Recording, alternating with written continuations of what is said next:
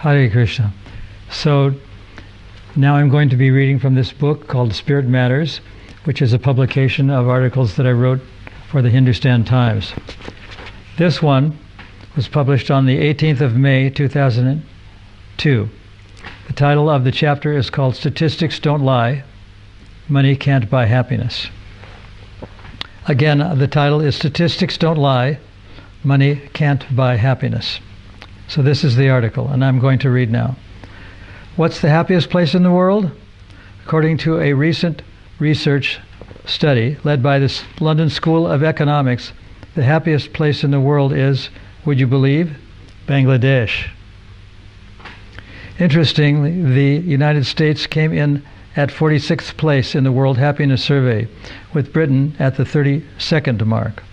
India came in 5th, not bad for a land of over 1 billion people with many races, creeds, and, well, castes.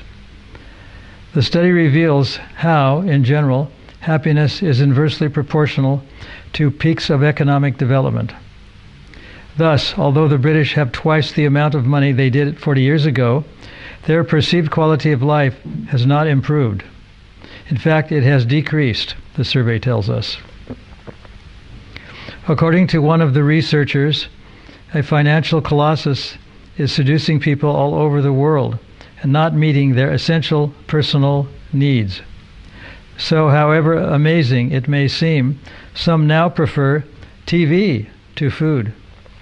The Bhagavad Gita confirms that one whose happiness is within, who is active and rejoices within, is the perfect mystic.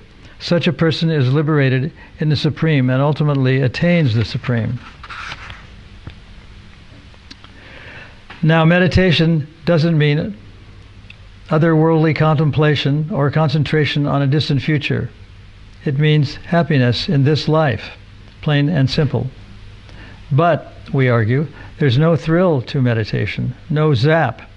There's no quality in simply thinking about God and the spiritual world all day. Just what kind of joy is there in so-called inner happiness?